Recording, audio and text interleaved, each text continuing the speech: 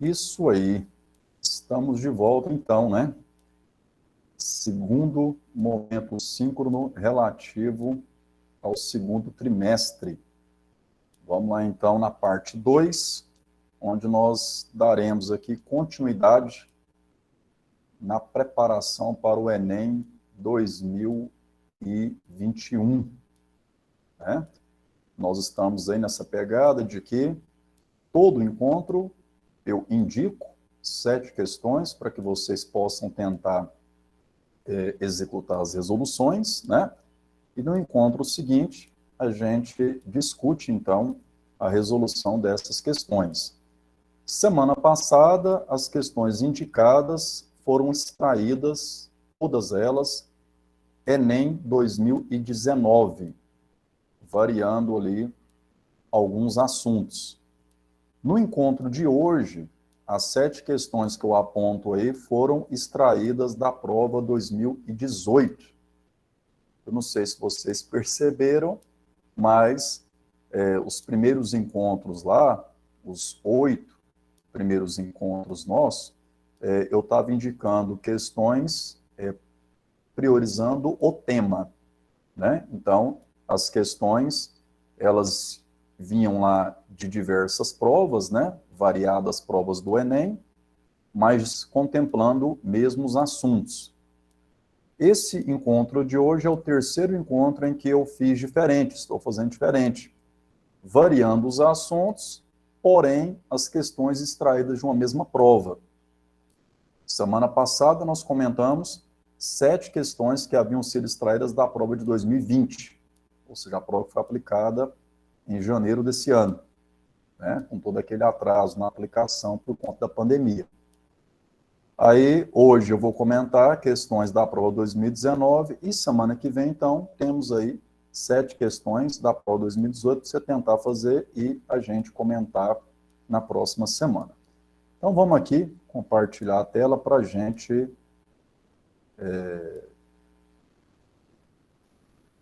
poder resolver essas questões aqui juntos. Nesse momento, nós temos aqui 11 estudantes, o Carlos, o Cauã, a Daniele. Daniele, seja bem-vinda. Eduardo, Daniele participando com a gente hoje, que bom. Eduardo, Emily, Júlia, Lucas Caetano, Luiz Fernando, Mariana, Nelly e Nicolas. Sejam todos bem-vindos. Espero que outros colegas vão chegando aí para ir encorpando mais ainda aí o nosso grupo aqui, né? Então, vamos nessa. Então, nós temos aqui, prova 2019, assuntos variados, e a primeira questão que eu indiquei para vocês tentarem a resolução foi a questão 145. Lembrando que a gente está tomando como base aí a prova de cor rosa, tá? E aí, conta para mim, vocês tiveram tempo suficiente para tentar resolver? Tentarem Eu resolver as tive, pessoal, eu questões? respondi elas. Eu Sim. também. Oh, que maravilha! Muito bom, hein? Então, essa questão fala o seguinte: a bula de um antibiótico infantil, fabricado na forma de xarope, recomenda que sejam ministrados diariamente, no máximo, 500 miligramas desse medicamento para cada quilograma de massa do paciente. Um pediatra prescreveu a dosagem máxima desse antibiótico para ser ministrada diariamente a uma criança de 20 quilos, pelo período de 5 dias. Esse medicamento pode ser comprado em frascos de 10, 50, 100, 250 e 500 ml. Os pais dessa criança decidiram comprar a quantidade exata de medicamento que precisará ser ministrado no tratamento, evitando a sobra de medicamento. Considere que 1 grama desse medicamento ocupe um volume de 1 cm3. A capacidade do frasco em mililitro que esses pais deverão comprar é... Bom, turminha, tema abordado nessa questão, basicamente, conversão, relação entre unidades de medida, né? Tem que ficar muito atento a essas unidades de medida. Bom, primeiramente, né, nós temos que calcular aqui qual a quantidade total dessa medicação que essa criança deverá tomar. Foi falado que o pediatra, né, indicou, prescreveu a dosagem máxima é de 500 miligramas para cada quilograma de massa, né? Lembrando que isso aqui é diário. A criança vai ter que tomar essa medicação por 5 dias. Então, o total é calculado por esse produto, né? 5 dias vezes 500 miligramas vezes a massa corporal dessa criança, que é de 20 quilos. Então, né, lembrando que a massa corporal, né, foi colocada já em quilograma e foi dada em quilograma aqui, ó. Então, esse produto, eu acho que pode pensar assim, ó, talvez facilita, 5 vezes 20 primeiro, 100, e aí 100 vezes 500, só acrescentar 2 zeros, né, ao número 500, então nós temos 50 mil miligramas é o total que essa criança deverá ingerir dessa medicação, desse antibiótico. O que eu preciso fazer agora? Eu preciso relacionar essa quantidade de antibióticos, 50 mil miligramas, com a capacidade volumétrica dos frascos disponíveis na comercialização. Lembrando que os pais querem comprar, né, a quantidade exata. E aí repare que as alternativas não te dá mais de uma opção, né? É uma dessas embalagens. Então agora eu preciso fazer o seguinte trabalho.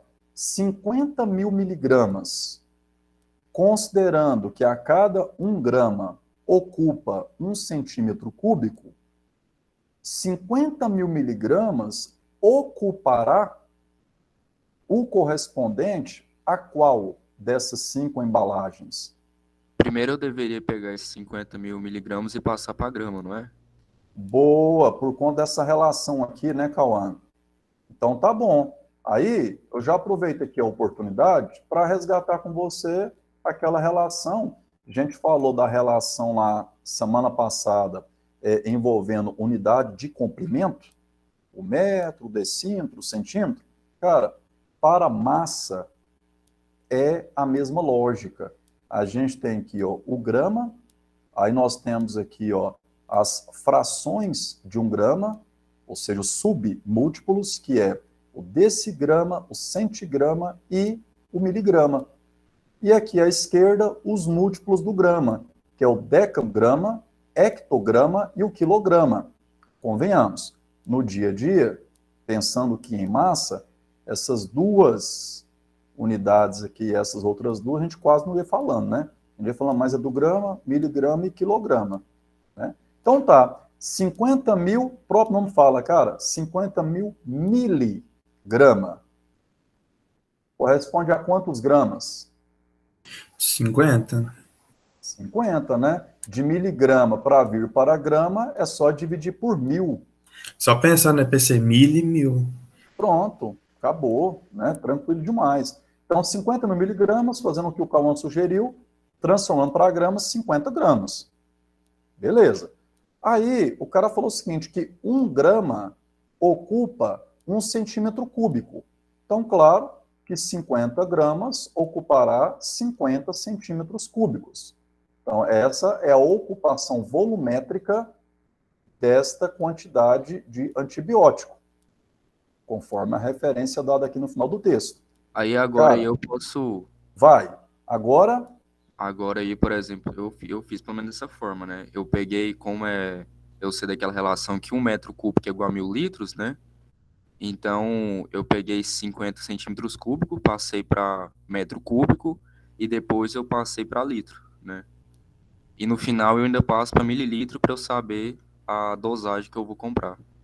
É isso mesmo, Cauã. Os passos são esses. Claro que agora, a depender da habilidade de cada um de vocês, isso, né? Você pode, quem tem mais habilidade nessas conversões, claro, que vai executar isso aí com mais agilidade. Cauã, além dessa relação que você usou aí, ó, de que 1 metro cúbico corresponde a 1.000 litros, fica aquela outra também muito boa. Claro que sai dessa aqui também, né? Parte dessa aqui também, que é essa aqui, ó. 1 para 1. Essa é muito Isso. boa, essa 1 para 1. Eu Um tava esperando mais uma decímetro relação dessa cúbico, para poder agilizar, porque para 1 metro cúbico, por exemplo, eu tenho que deslocar 6 casas, né? Então, exato, isso mesmo. Ó. Essa aqui é muito boa, né? 1 decímetro cúbico é 1 litro. Então, seria interessante a gente transformar de centímetro cúbico para decímetro cúbico. Porque ao transformar para decímetro cúbico, eu já estou levando para litro. Porque é 1 para 1, né? Então, você pensa nisso aqui, ó, que a gente viu semana passada. Quando é comprimento, de centímetro para decímetro, é só voltar uma casa com a vírgula. Ou seja, é só dividir por 10. Como é cúbico, então, essa quantidade de casas deslocadas para a esquerda triplica. 3 agora. 3, não é? Então, a vírgula aqui, ó, está aqui na frente dos 50. Voltando 3 casas, 1, 2, 3, nós chegamos à conclusão de que 50 centímetro cúbico corresponde a 0,05 decímetros cúbicos. Entendeu que tem esse zero aqui depois da vírgula? Porque lá são 3 casas, né? 2 é quando eu vou para a terceira, aparece um zero aqui, ó. Ou seja, 0,0 decímetro cúbico é o mesmo que 0,05 litros, né? Porque a relação é de 1 para 1.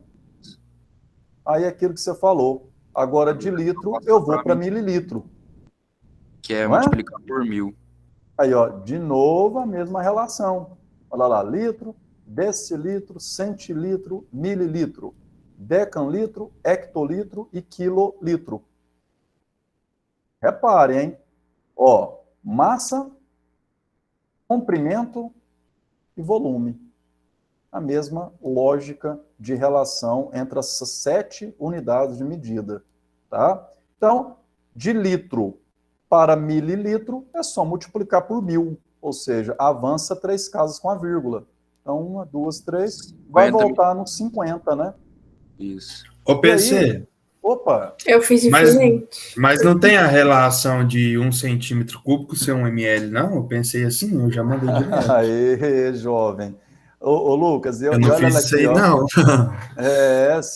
Sim, perfeito. Eu também perfeito. não, PC. Tipo, eu fiz totalmente diferente. Eu comecei com regra de 3. Nossa, nada a ver com o que eu fiz, mas chegou o mesmo resultado.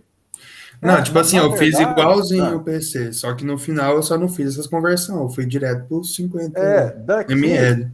daqui, né, Lucas, você já consegue pular para cá. Olha lá, Aham, ó. exatamente. Isso aqui não é à toa aconteceu. Aqui, ó, lembra que eu falei agorinha? A depender da habilidade de cada candidato, de cada estudante. Então, por que eu falei sobre isso? Porque aqui, ó, o Cauã lembrou dessa.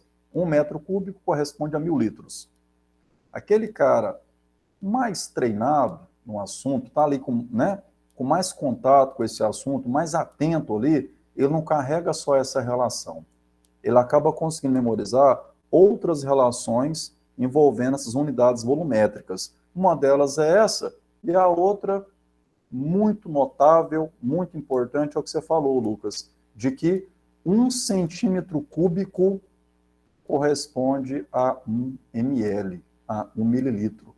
Portanto, Cauã, 50 centímetros cúbicos, se é 1 para 1, então 50 Já corresponde a centímetros cúbicos 50 mililitros. já 50 ml, sem ter que fazer esse caminhar que eu fiz de centímetro cúbico para decímetro cúbico e depois de decímetro cúbico para litro e de litro chegar em ml. Então você elimina esses 3 passos saindo daqui e vindo direto para cá.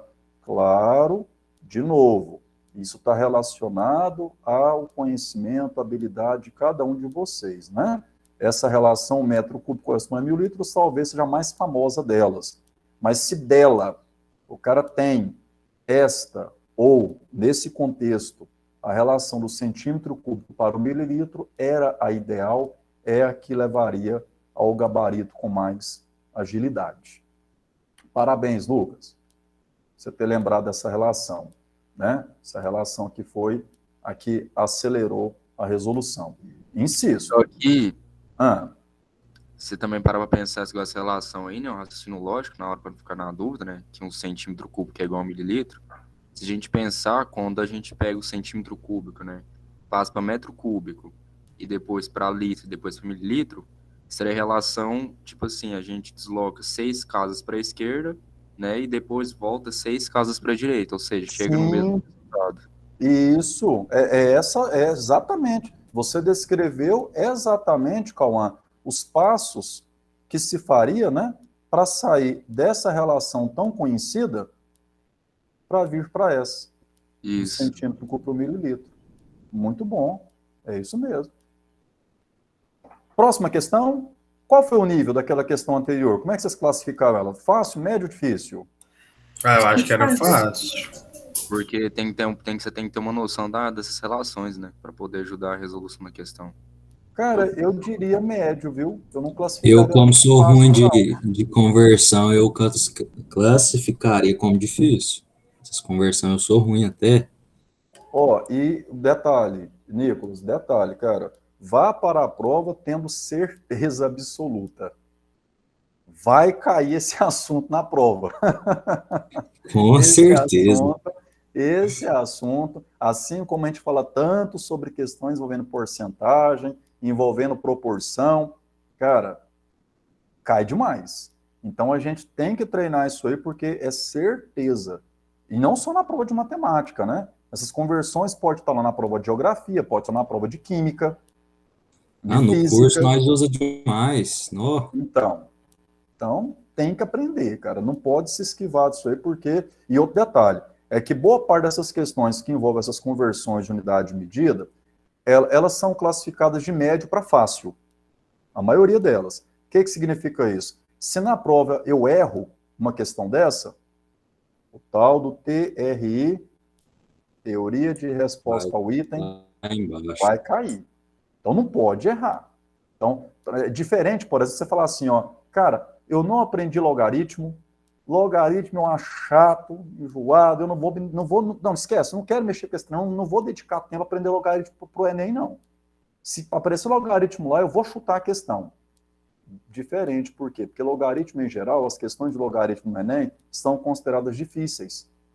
Então, você vai estar deixando de fazer uma questão, você vai chutar uma questão de nível difícil. E que a maioria dos seus concorrentes também fará o mesmo. Já quando se fala sobre conversão de unidade de medida, não. Já é aquela questão que os seus concorrentes irão fazer com sucesso. Então, não pode vacilar. Olha a questão 148. A gripe é uma infecção respiratória aguda de curta duração causada pelo vírus influenza.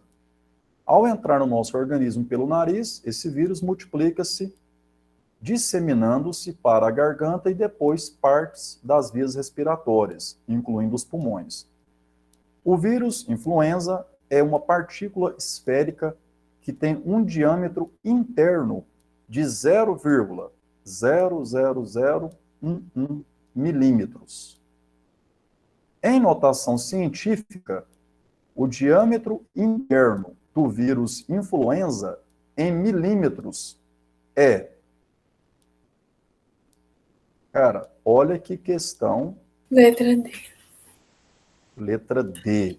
Pronto. Essa aí é dada, né, PC? Dada. Eu ia falar assim, olha que questão ridícula.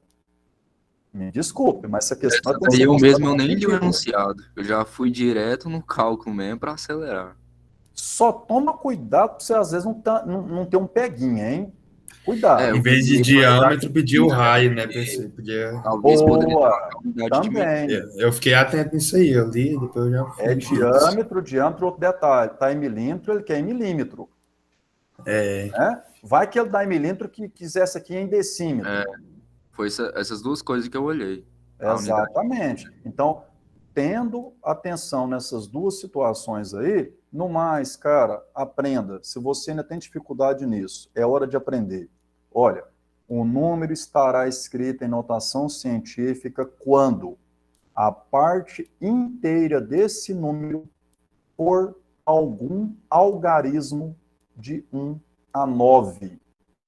De 1 a 9. Parte inteira, quer dizer, a parte que está lá, ó, antes da vírgula. Nesse momento é 0. Por isso que isso aqui não está escrito em notação científica. E aí, para estar em notação científica, então, deslocar a vírgula é o grande lance. Para a esquerda ou para a direita? Ora, se o cara for para a esquerda aqui, ele nunca vai se livrar do 0 na parte inteira. Então, claro que tem que ser para a direita. E você vai contar, ó, 1, 2, 3, 4. Pronto. Se eu colocar a vírgula entre esses dois algarismos 1, a parte inteira será 1. Portanto, olha lá, 1,1 vezes 10 a menos 4. Fica esperto. Tem gente que faz confusão no sinal desse expoente. Poderia ter aqui a alternativa 10 elevado à quarta positivo para tentar te confundir. Lembre-se, daqui para voltar para cá, de 1,1 para voltar nisso aqui, eu tenho que dividir. Eu tenho que dividir. E se eu tenho que dividir, o expoente vai ser negativo, porque o expoente negativo seria a ideia de jogar isso aqui para o denominador. Ou seja, 1,1 dividido por 10.000. Aí eu volto aqui. Ou, se preferir, da esquerda para a direita, para sair desse número e chegar até esse aqui, eu tenho que multiplicar esse número por 10.000. Tá? Então, enfim, quem gosta de uma decorebinha básica, a vírgula andando para a direita acarreta em expoente negativo. Se fosse o caso de deslocar a vírgula para a esquerda, aí o expoente seria positivo. Tá? Então, escrever o número em notação científica, basta desejar que a parte inteira, a parte que está antes da vírgula, seja algum algarismo de 1 a 9. Você estará com o número escrito em notação científica. Tá certo? Bora para a próxima? Oi. E se essa questão fosse em decímetro? Em decímetro, boa, muito bem, boa. Aí você tem a primeira preocupação é converter isso aqui para decímetro, então. De milímetro para decímetro, lembra lá aquela tabelinha que a gente acabou de colocar no slide anterior. Você está em milímetro e quer voltar para decímetro. Portanto, você vem uma casa para a esquerda. Então, você faria isso aqui, ó. Vírgulazinho está aqui. Uma casa para a esquerda. Então, acrescentaria mais um 0 depois da vírgula. Tá? Então, ficaria 0, 4 algarismo 0, depois 1. Decímetro. Ah, agora eu quero pegar isso e colocar em notação científica. Aí faz esse mesmo trabalho. O que mudaria é que aqui agora seria menos 5 e não menos 4. Massa? Mas decímetro não são Beleza. duas. Fala, Cauã. Decímetro não seriam duas casas, não? Para a esquerda? Não. Vamos voltar aqui comigo? Só voltar aqui, Cauã, para a gente poder enxergar isso aqui. Aqui, ó. Ó. Vou voltar aqui. Pronto, chegou na onde eu queria. Aqui, ó. Você está em milímetro. Tá? E aqui. Aqui. Ah, Cauã, sim, eu falei uma casa, né, cara? Por isso que eu tô casa, né? E obrigado pela correção, Cauã, verdade. Eu falei uma casa só, tô mentindo. Milímetro, centímetro, decímetro. Duas casas. Então lá acrescentaria outros 2 zeros, né? Eu falei só um 0. Isso. Seria menos 6. Seria menos 6. Desculpa, verdade, menos 6. Aqui, ó. Eu voltaria 2 casas com a vírgula, né? Então, ao invés de 3 zeros aqui, seriam 5 zeros, 1. E aí, quando eu fosse colocar a notação científica, ao invés de menos 4, seria menos 6. Obrigado, valeu. Bom, vamos lá. Questão 149. Cara, e essa questão? O que vocês me falam dela? Ah, essa questão aí foi mais interpretação. Essa foi difícil. E eu mesmo assim, interpretando o que colocou, que estava no enunciado, né, escrevendo detalhadamente, eu não consegui chegar no resultado de jeito nenhum. Entendi.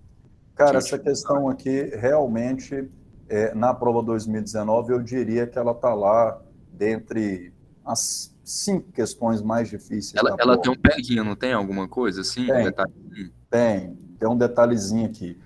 Vamos ler ela, então. Em um jogo online, cada jogador procura subir de nível e aumentar sua experiência, que são 2 parâmetros importantes no jogo, dos quais dependem as forças de defesa e de ataque do participante. A força de defesa de cada jogador é diretamente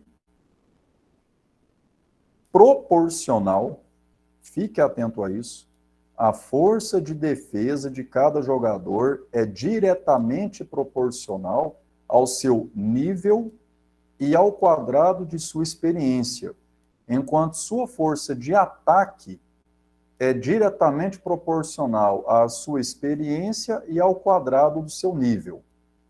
Veja que só foi feito aí uma alternância desse quadrado aí.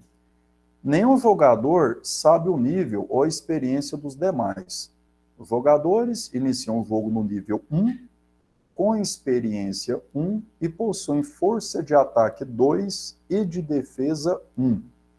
Nesse jogo, cada participante se movimenta em uma cidade em busca de tesouros para aumentar sua experiência.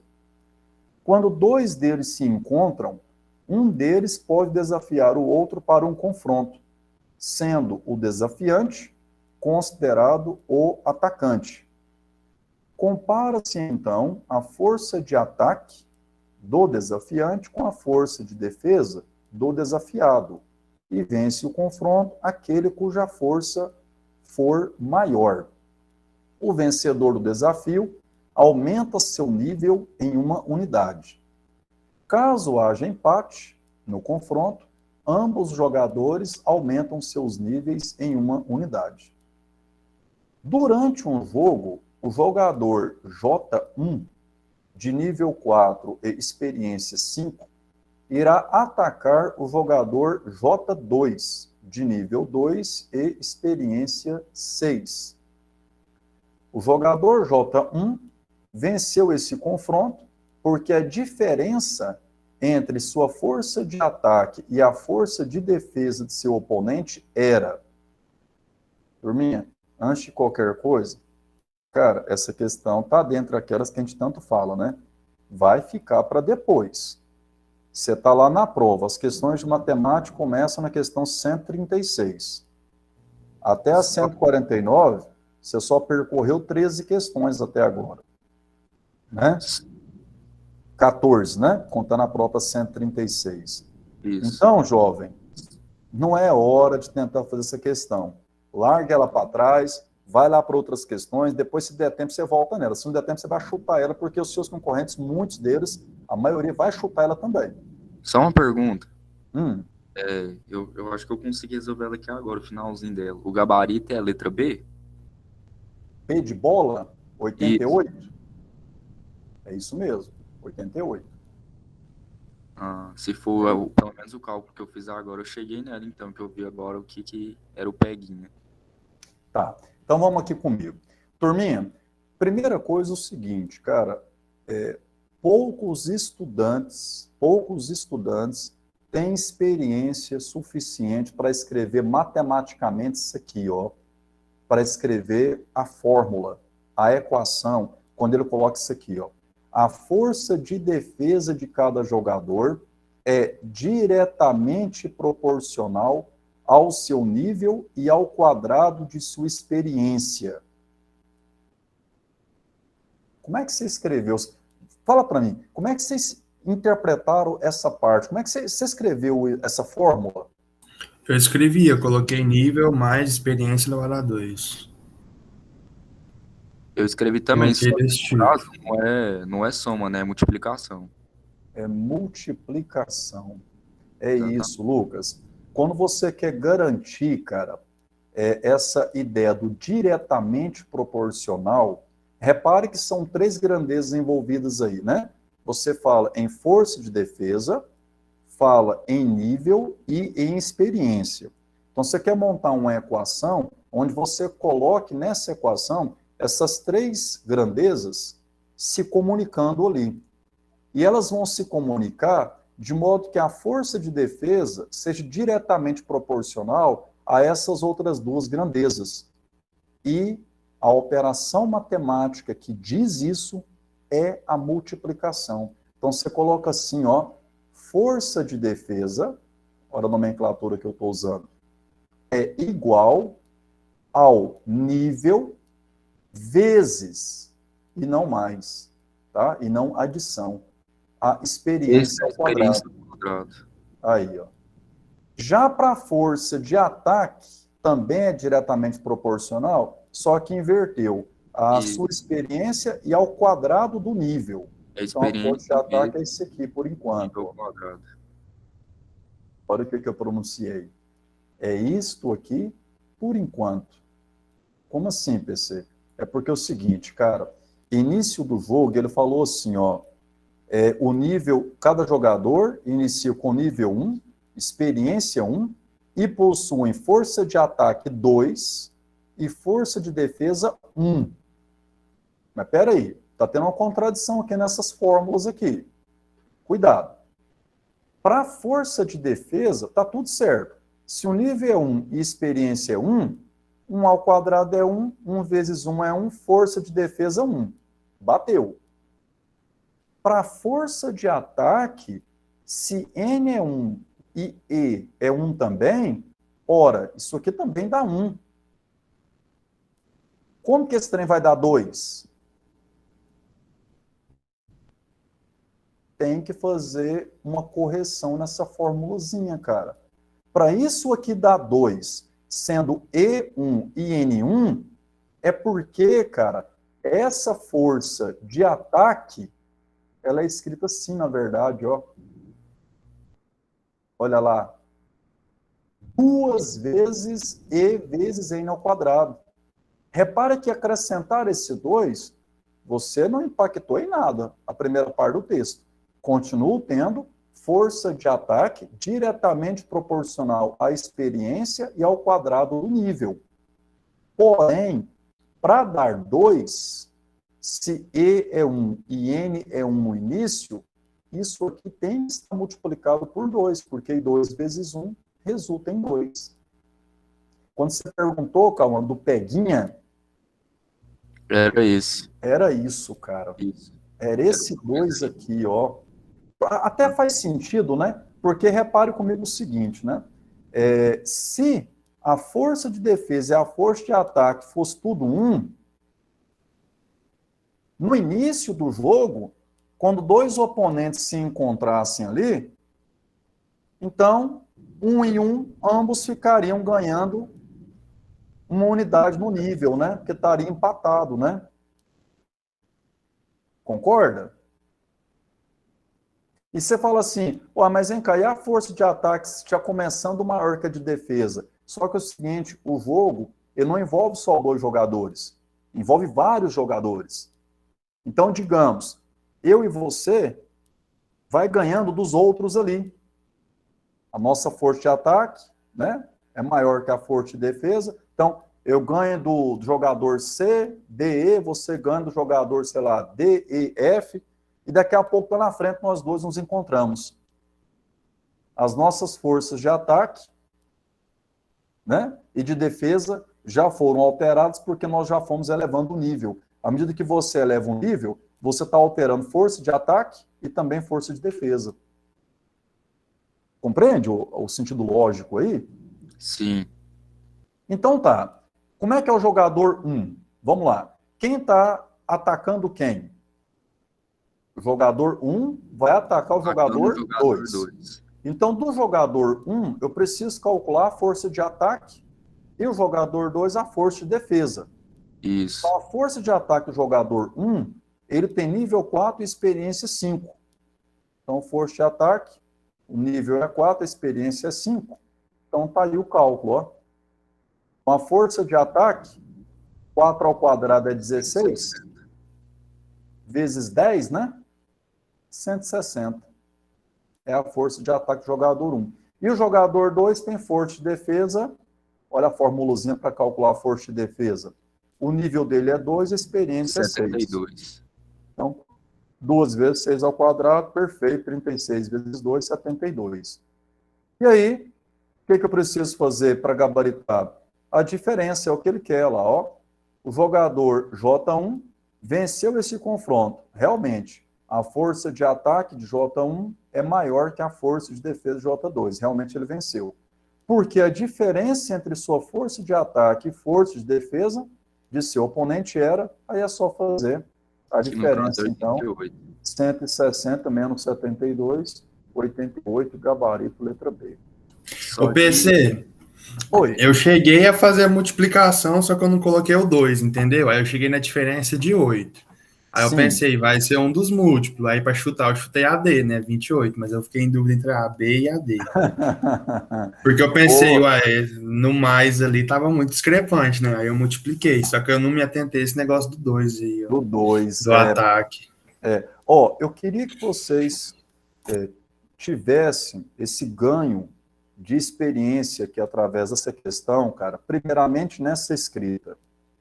Então, toda vez que falar para mim que uma determinada grandeza, como era aqui a força de defesa, é diretamente proporcional a outras grandezas, o que eu devo dizer é que esta grandeza é igual ao produto das demais. PC, se fosse inversamente proporcional, como é que seria isso se fosse inversamente proporcional? Aí, ao invés de multiplicação, seria divisão. Quer ver um detalhe? Se ele falasse assim, ó, a força de defesa é diretamente proporcional ao nível e inversamente proporcional ao quadrado da experiência. Como é que ficaria a fórmula? Fala para mim. N sobre experiência ao quadrado? Aí, ó. Muito bem, Cauã. Por que N sobre divisão E ao quadrado? Porque aí, quanto maior for o numerador, quanto maior for o nível, maior vai ser a força de defesa. Ó, diretamente proporcional. E lá no denominador, a experiência ao quadrado vai fazer o quê? Quanto maior for o denominador, menor será o resultado da divisão. Portanto, menor será a força de defesa. Viu aí o inversamente? Maior a experiência, menor a força. Então, você montaria a formulazinha, ao invés de multiplicação, através da divisão. Muito bem. Isso aí, ó. Podemos ir para essa próxima questão? Só um detalhezinho que eu, por exemplo, tinha visto na questão, né? Igual o Lucas fez por soma. Aquele gabarito lá, 28, né? É o resultado da soma, se você pegar para fazer, né? Porque, no caso, a força de ataque, ela ficaria 21, né? E aí, quando a gente multiplica por 2, fica 42. E aí, tirando de 14, no caso, daria 28, né? Então, talvez na hora lá, aí poderia marcar essa resolução, né? Fazendo por soma. Entendi, calma. Você fala se o candidato trocasse a multiplicação por adição. Isso, exatamente. Uhum. Certo. Ou seja, estaria sendo induzido ao erro pela alternativa aí, né? Então tá. Olha a questão 150. Em um condomínio, uma área pavimentada que tem a forma de um círculo, com diâmetro medindo 6 metros, é cercada por grama.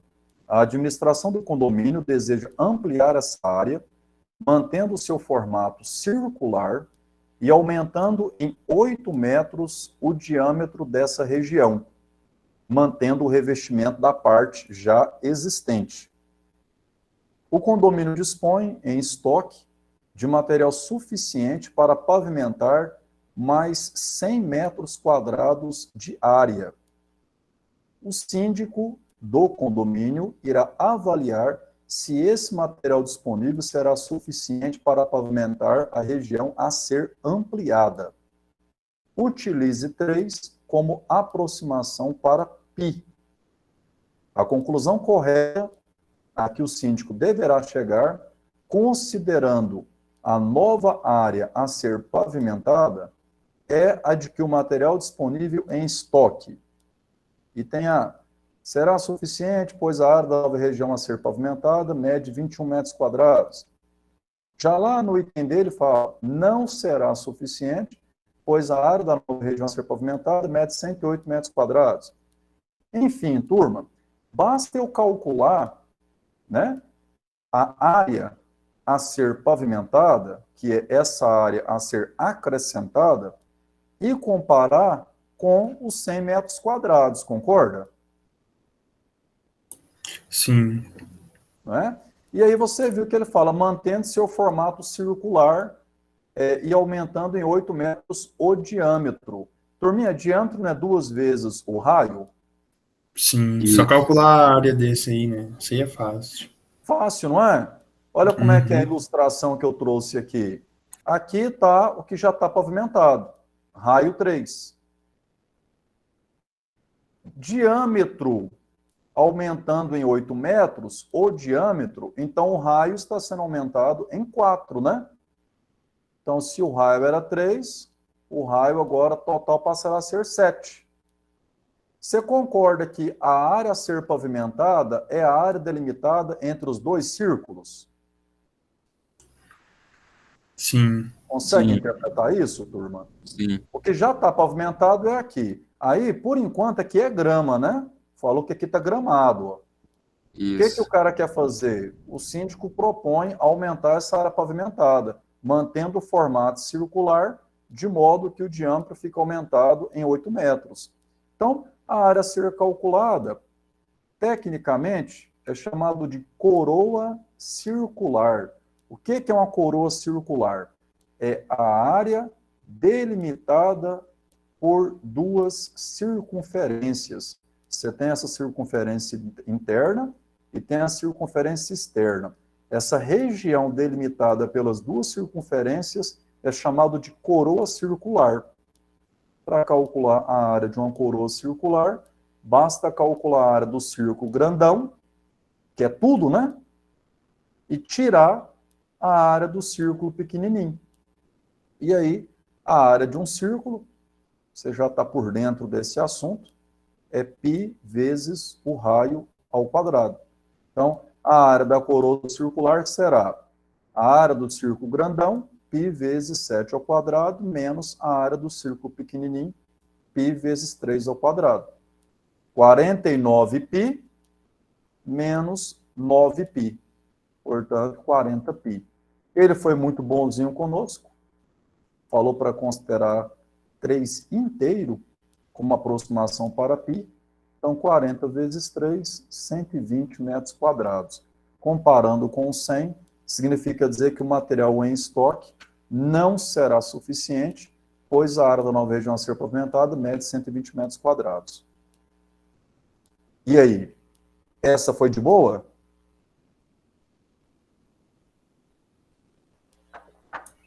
De boa. Então, gabarito letra E. Bora na 153. Um ciclista quer montar um sistema de marchas usando 2 discos dentados na parte traseira de sua bicicleta, chamados catracas. A coroa é o disco dentado que é movimentado pelos pedais da bicicleta, sendo que a corrente transmite esse movimento às catracas, que ficam posicionadas na roda traseira da bicicleta. As diferentes marchas ficam definidas pelos diferentes diâmetros das catracas, que são medidos conforme a indicação na figura. O ciclista já dispõe de uma catraca com 7 centímetros de diâmetro e pretende incluir uma segunda catraca, de modo que, à medida em que a corrente passa por ela, a bicicleta avance 50% a mais do que avançaria se a corrente passasse pela primeira catraca, a cada volta completa dos pedais. O valor mais próximo da medida do diâmetro da segunda catraca em centímetro e com uma casa decimal é... Ô, PC, deixa eu te perguntar, essa questão aí, eu fiquei meio encucado, porque, tipo assim, eu soube responder ela, né, porque eu tenho bicicleta, eu mexo, então eu sei que a coroa mais pequena anda mais rápido. Mas uma pessoa que não teria esse conhecimento não ficava meio, tipo assim, meio desigual comigo, você não acha isso, não? Ou tem alguma resposta lógica por trás, Tem para a uma velocidade física, aumentar? tem física. Entende? Tipo assim, eu respondi pelo conhecimento que eu tenho de prática, Sim, sabe? Eu cheguei no prática, resultado. né? Mas eu pensei nisso, eu pensei, ué, mas se a pessoa não tem bicicleta, nunca viu, ela pode te Aham. contestar, né? Olha Pensei só nisso aí. aqui. Olha como é que funciona, cara, a lógica das marchas de uma bicicleta. Pense como a questão propõe. A coroa, que é a circunferência ali, né, vinculada ao pedal, fixa. Vamos pensar numa coroa fixa. E vamos brincar de ficar alternando as catracas lá na roda de trás. O que acontece, cara? O movimento do pedal, quando você está ali pedalando, como a coroa, em geral, você usa uma coroa maior do que o diâmetro das catracas, quer dizer que quando você chega a completar uma volta no pedal, uma volta completa da coroa, quanto menor for aquela catraca lá atrás, mais volta ela vai ter dado quando a coroa dá uma volta completa. E Velocidade a maior, né? roda de trás, não é? A roda de trás, ela está vinculada ali no cubo à catraca. Então, se a catraca dá o maior número de voltas possível, quer dizer que a roda de trás deu o maior número de voltas, portanto, eu estou numa maior velocidade.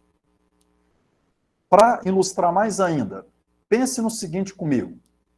Se a coroa e a catraca, em algum momento, tiver o mesmo tamanho,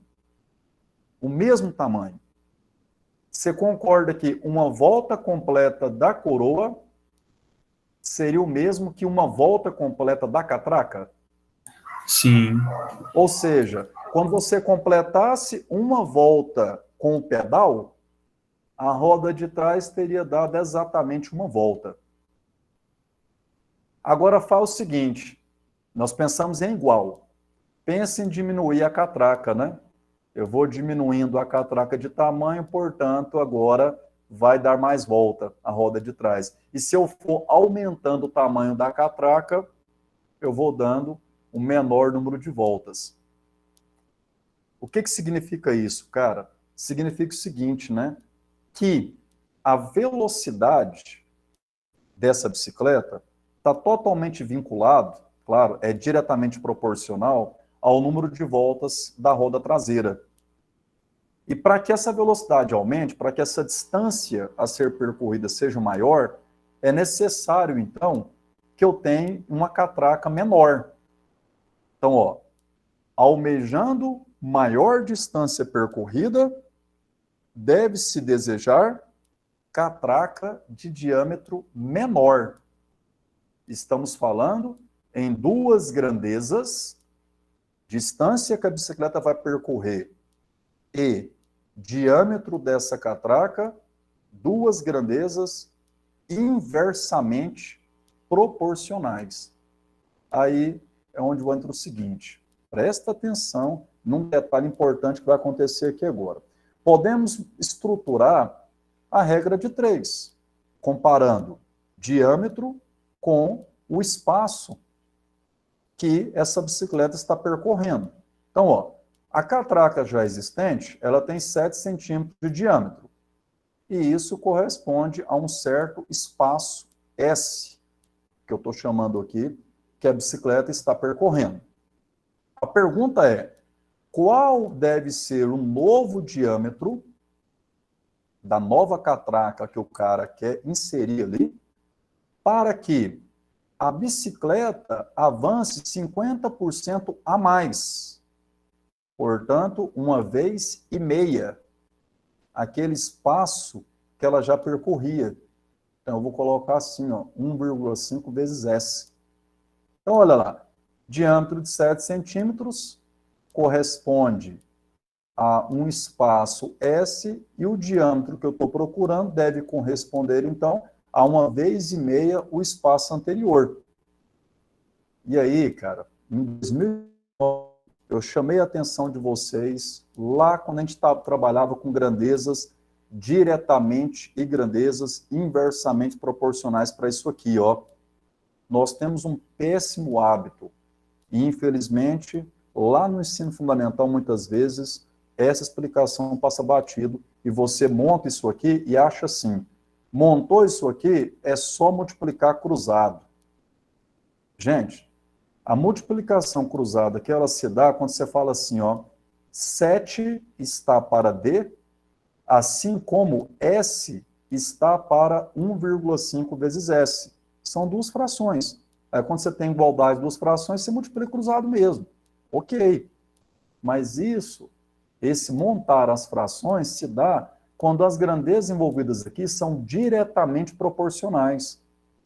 E nesse caso, não. Elas são inversamente proporcionais. E aí, o que muda, PC? Muda o seguinte, cara. Se elas são inversamente proporcionais, o correto é você falar isso aqui, ó, que 7 está para o inverso de D. Então, seria assim, ó, 7 sobre 1 sobre D, o inverso de D. Assim como S está para o inverso de 1,5 vezes S. Por esse motivo, é que quando as grandezas são as grandezas são inversamente proporcionais, o mais simples, o mais ágil é você pensar assim, ó, ao invés de multiplicar cruzado, a multiplicação vai acontecer em linha. Então, aqui eu escrevo assim, cara, ó, D vezes 1,5 vezes S é igual a 7 vezes S, ó. Então, fica a dica. Não é te induzindo a decoreba, cara, mas eu sei que na prova a gente tem que ter agilidade. Se você estiver comparando duas grandezas e elas forem diretamente proporcionais, você está certinho, multiplica cruzado. Se elas forem inversamente proporcionais, o correto é multiplicar em linha e não cruzado, tá? Aí agora, esse S pode ir embora, ó, né? Divide ambos os lados por S, e 1,5 vai dividir o 7. Você está aí agora com o diâmetro, já está em centímetro mesmo, ó, prontinho aqui, é só pegar 7 e dividir por 1,5. Sugestão, se você multiplicar aqui por 10, para se livrar da vírgula, vira 70 para 15. Aí simplifica por 5, 14 por 3. Ou claro, né, multiplicar por 2 direto aqui, porque você sabe que isso aqui vezes 2 já produz um inteiro, então é só pegar 14 e dividir por 3, que vai dar 4,666, dá uma dízima.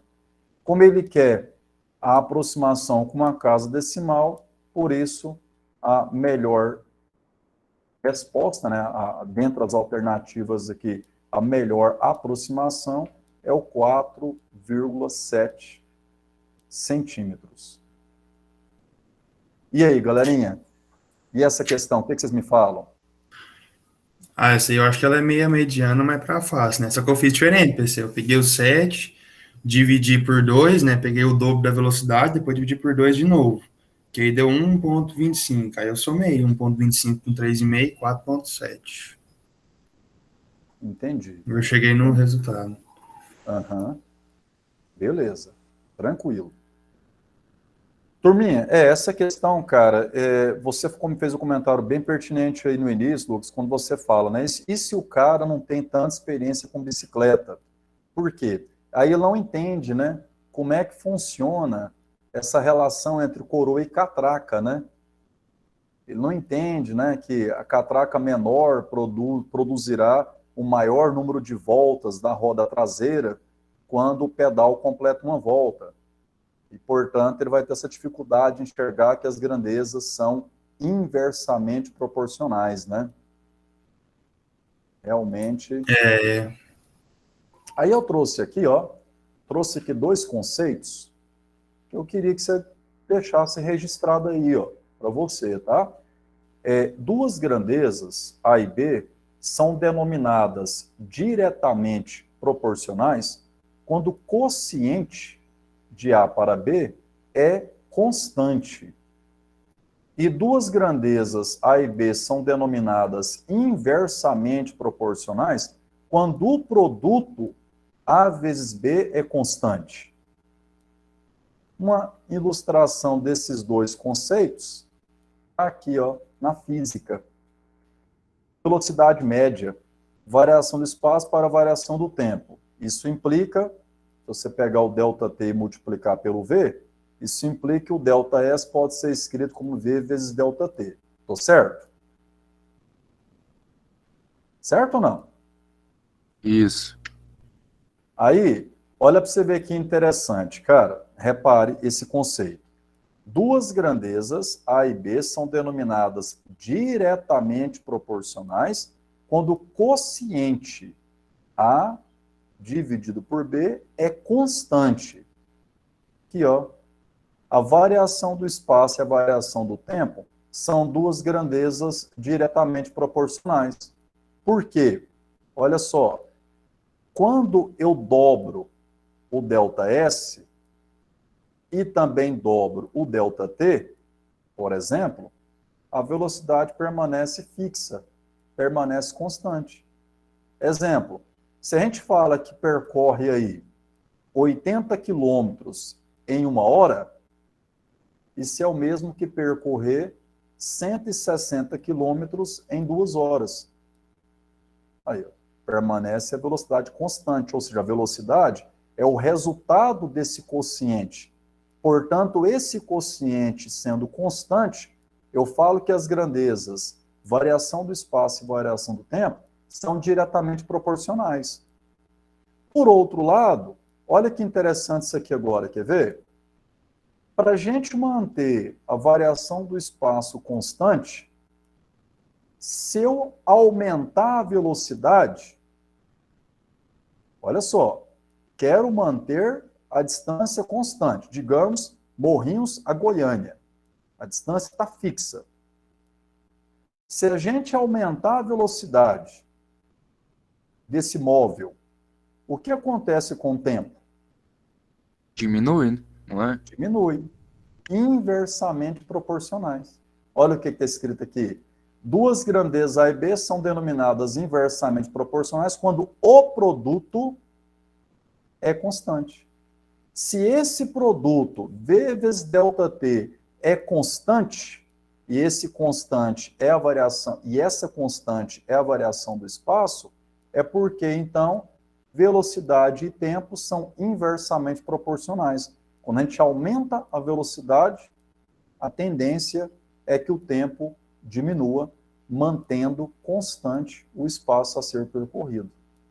Fica aí, então, esses dois conceitos.